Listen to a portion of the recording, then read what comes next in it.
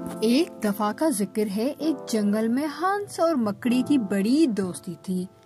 एक दिन गर्मी बहुत ज्यादा थी, मकड़ी को प्यास लगी।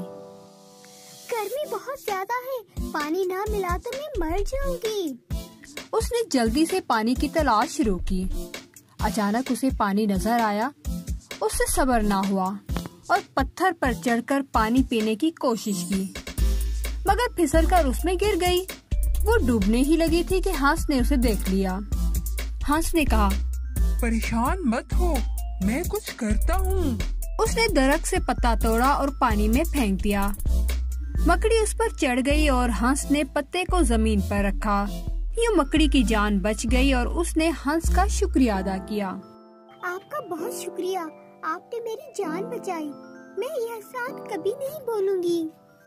दिन गुजरते गए। एक दिन एक शिकारी शिकार के लिए जंगल आया। उसने हंस को देखा तो उसका निशाना लगाया।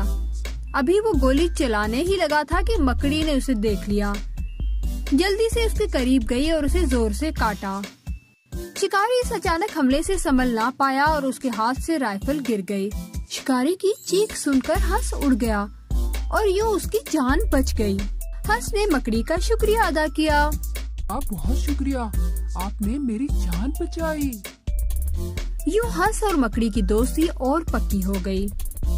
इस कहानी से हमें ये सबक मिलता है कि हमें किसी को मुश्किल में देखकर उसकी मदद जरूर करनी चाहिए, और अगर हम किसी पर एहसान करते हैं तो हमें उसका बदला एक ना एक दिन जरूर मिलता है।